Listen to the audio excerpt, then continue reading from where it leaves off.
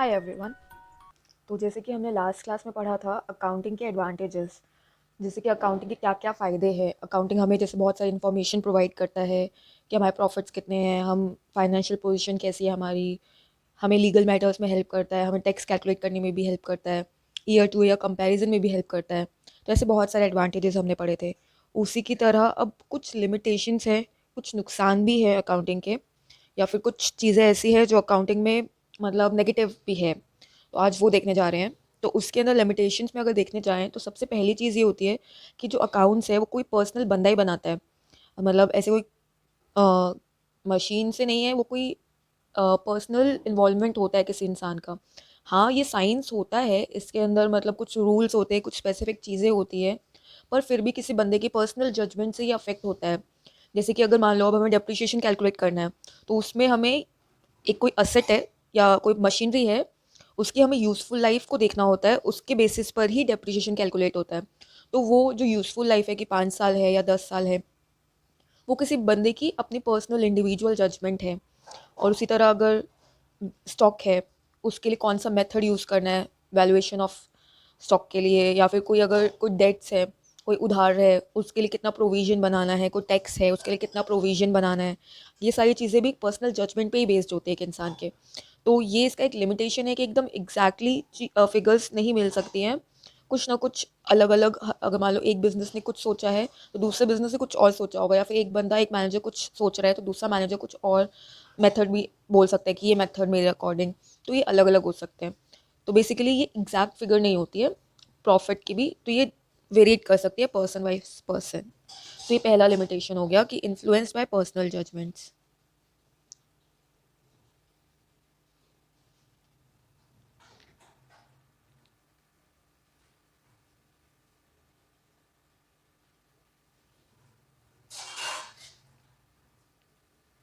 अब उसके बाद नेक्स्ट पॉइंट हमारा आ जाता है कि जो अकाउंटिंग है उसमें क्या होता है कि कुछ कॉन्सेप्ट्स और कुछ कन्वेंशंस हैं जो हमें फॉलो करने होते हैं। जैसे कि लाइक अकाउंटिंग स्टैंडर्ड्स भी होते हैं, तो वो हमें फॉलो करने हैं कि अगर ये चीज़ ऐसे है तो ऐसे ही करनी है, तो मतलब फिक्स जो जाता है उसके बेसिस पे ही करना है, फिर चाहे रियलिटी में कुछ और भी हो। जैसे कि अगर कोई फिक्स एसेट है तो उसको बोलते हैं कि आपको गोइंग कंसर्न के बेसिस पे आपकी बैलेंस शीट बनती है, तो उनको कॉस्ट पे ही आप दिखाओगे क्योंकि आपका बिजनेस तो चलता रहेगा। तो आपने जिस कॉस्ट पे परचेज किया वही आपकी बैलेंस शीट में रहेगा। जबकि उसके अगर उसको बेचने जाएंगे तो उसकी मार्केट वैल्यू अलग होगी।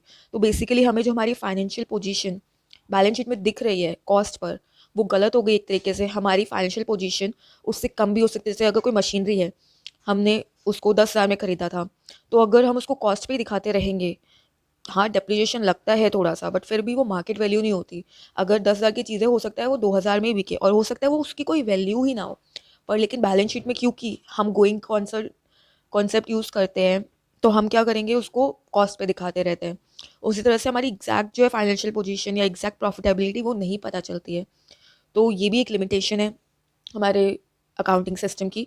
तो लिख सकते हैं हम कि it is based on accounting concepts and conventions. ये आगे जाके अगर हुआ तो हम कन्वेंशंस और कॉन्सेप्ट्स भी देखेंगे, बेसिक चीज़ें आ जाएंगी आगे जाकर। अभी इतना ही जानना इनफ है। ओके, और उसी के साथ अब अगर इसी को देखें हम, तो इसके ना थर्ड पॉइंट क्या हो जाएगा। अब जो ये हम बैलेंस शीट बनाते हैं, प्रॉफिट एंड लॉस अकाउंट बनाते हैं, वो एक अकाउंटिंग साइकिल का बनाते हैं। उस साइकिल में कैसा बिजनेस हुआ हमारे, या फिर उसके आगे पीछे के साइकिल्स में रिलेट करते हुए थोड़ा सा हम बैलेंस शीट या प्रॉफिट एंड लॉस अकाउंट बनाते हैं। लेकिन वो क्या है, इनकम्प्लीट रहता है। वो हमारे पूरे बिजनेस में, हमने अगर कोई फैक्ट्री खड़ी की कपड़ों की, तो हम ये नहीं बता सकते एग्जैक्टली कि हमने पूरे बिजनेस में कितना लगाया और कितना कमाया, क्योंकि वो अकाउंटिंग साइकिल वाइज होता है, पूरे बिजनेस का नहीं होता है। पूरे बिजनेस का जो एग्जैक्ट हमें प्रॉफिट या लॉस पता चलेगा एक्चुअल, वो तभी पता चलता है जब वो बिज़नेस बंद करते हैं। जब बिज़नेस बंद करते हैं तभी हम देखते हैं कि हाँ हमने इतना लगाया और फिर इतना रिसीव हुआ हमें, और इतना प्रॉफिट या लॉस जो भी फैक्टर्स के अकॉर्डिंग अब इतना प्रॉफिट एंड लॉस हुआ है, वो एक्चुअल आता है। अदरवाइज जो हम अकाउंटिंग के थ्रू करते हैं वो थोड़ा इनकम्प्लीट सा ही होता है, बिकॉज अकाउंटिंग साइकिल वाइज होता है। उसके अंदर एक्चुअल प्रॉफिट या लॉस पूरे बिजनेस का नहीं पता चलता है। उसमें पार्ट वाइज पता चलता है, ईयर वाइज, पूरे बिजनेस का नहीं पता चलता। तो उस वे में ये हमें थोड़ी सी इनकम्प्लीट इन्फॉर्मेशन देता है। ठीक है, और उसी के साथ हमने जैसे पहले भी पढ़ा था कि ये जैसे फाइनेंशियल फैक्टर्स को ही लेता है, जो मनी में मेजर हो सकते हैं चीज़ें, सिर्फ उसी को लेता है। अगर कोई चीज़ बहुत इंपॉर्टेंट भी है, लाइक कि लेबर्स का झगड़ा हो गया है, कोई बहुत पुराना एम्प्लॉय बिजनेस छोड़ के चला गया है, कस्टमर्स सेटिस्फाइड हैं कि नहीं है, और कोई नया प्रोडक्ट अगर लॉन्च किया है उससे क्या फ़ायदा हो रहा है, और रेप्यूटेशन कैसी है बिजनेस की, इन सब का इफेक्ट जब तक मनी टर्म्स में नहीं है वो हम अकाउंटिंग में या अपनी बैलेंस शीट वगैरह में कहीं पे कुछ शो नहीं करते, जबकि वो बहुत इंपॉर्टेंट है हमारे बिजनेस के लिए।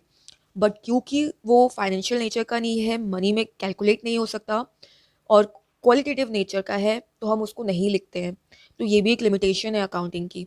तो अगर हम देखें तो ये अकाउंटिंग जो है वो ओमिट कर देता है क्वालिटेटिव इंफॉर्मेशन को, जो कि अदरवाइज बहुत इंपॉर्टेंट होती है, लेकिन यहाँ पर अकाउंटिंग नहीं लेकर चलता उसको, क्योंकि वो सिर्फ फाइनेंशियल ट्रांजेक्शन्स और मनी वाली ट्रांजेक्शन्स को में ही डील करता है।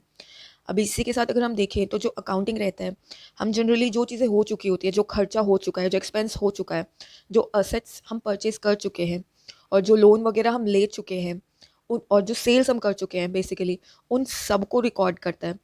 मतलब ओरिजिनल चीज, मतलब पास्ट में जो चीज़ें हो चुकी है, ओरिजिनल कॉस्ट, उसके बेसिस पर ये असेस करता है चीज़ों को, ठीक है। तो अगर ये उसके बेसिस पे असेस करता है, तो ये जो फ्यूचर है, जो आगे जाकर क्या होने वाला है, वो एग्जैक्टली पता करना बहुत मुश्किल है, क्योंकि एक तो चीज़ें चेंज होती रहती है, एनवायरनमेंट बिजनेस का चेंज होता रहता है, बहुत सारी पॉलिसीज चेंज होती रहती है, प्रोडक्ट की डिमांड सप्लाई चेंज होती रहती है, कंपटीशन चेंज होता रहता है। तो मतलब पास्ट के बेसिस पे जो अकाउंट्स बनते हैं उनके बेसिस पर फ्यूचर को फोरकास्ट कर पाना थोड़ा सा डिफ़िकल्ट होता है, और बहुत ज़्यादा यूज़फुल नहीं होता है। और भी बहुत सारे फैक्टर्स होते हैं अकाउंटिंग के साथ जो हमें देखने पड़ते हैं फ्यूचर को फोरकास्ट करने के लिए कि आगे जाके क्या होने वाला है।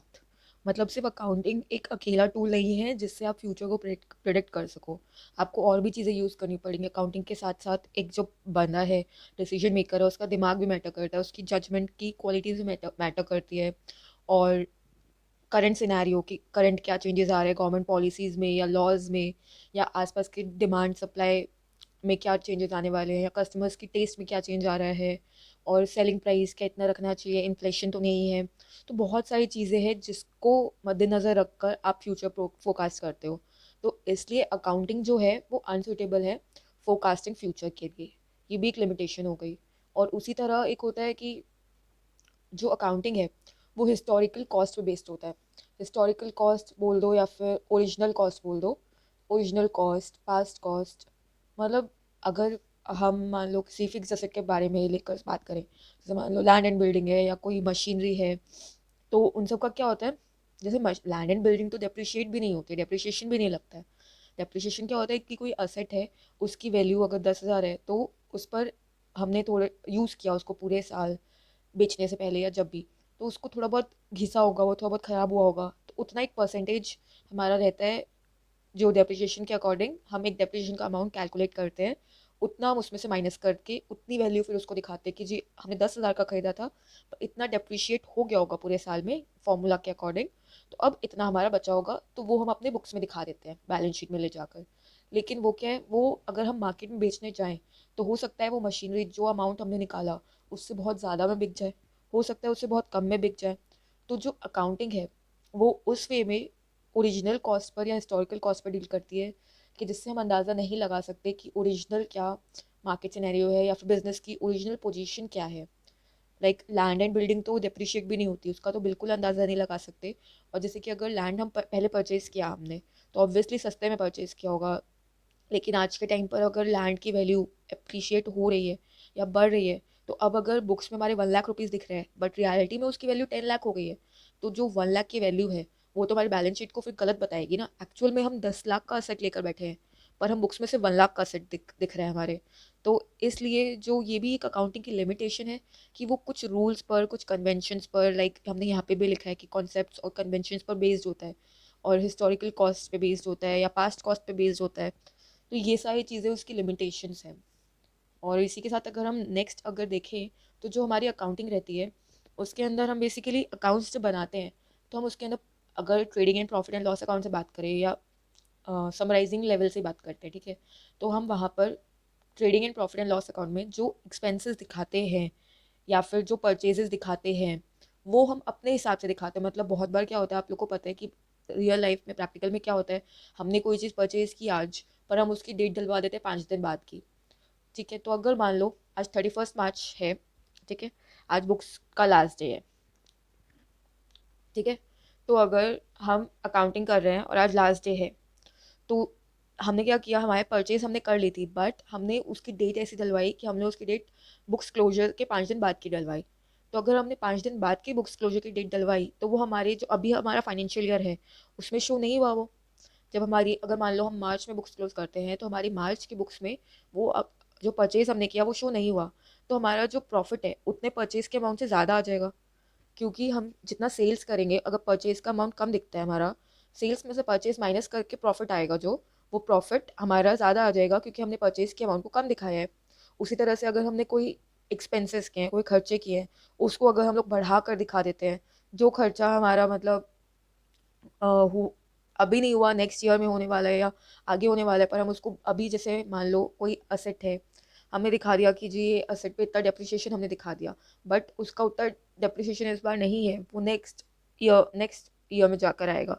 बट हमने इस बार उसको असेट को परचेज करके उसका डेप्रिसिएशन दिखा दिया, ठीक है, क्योंकि हमें अपना प्रॉफिट कम करना था।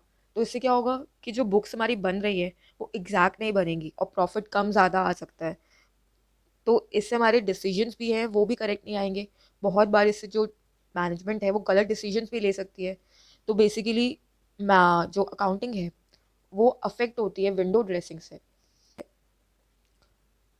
और विंडो ड्रेसिंग का मतलब वैसे हम लोगों ने अभी पढ़ लिया है, बट मैं फिर से एक बार बता देती हूँ।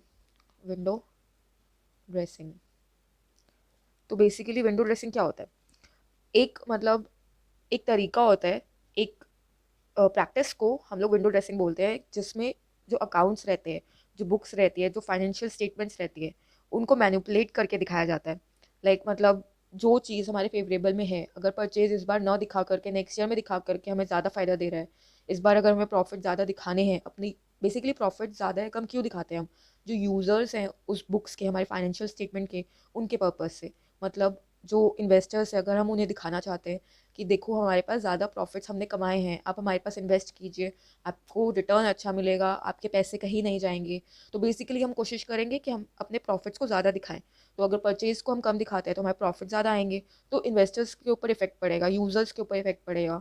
और जैसे लोन्स भी है, अगर बैंक के ऊपर भी होगा कि देखो इसकी इतनी इनकम रहती है, लेकिन रियलिटी में वो जो परचेज़ हमने दूसरे ईयर में शिफ्ट की, जो एंड में की थी हमने पूरे साल के, तो जो लास्ट में शिफ्ट की वो गलत हो गई, वो उससे क्या हुआ, हमारा जो प्रॉफिट है वो गलत आ गया। एक्चुअल में हमने अकाउंटिंग के अंदर रहते हुए किया, बट वो चीज़ विंडो ड्रेसिंग हो गई एक तरीके से।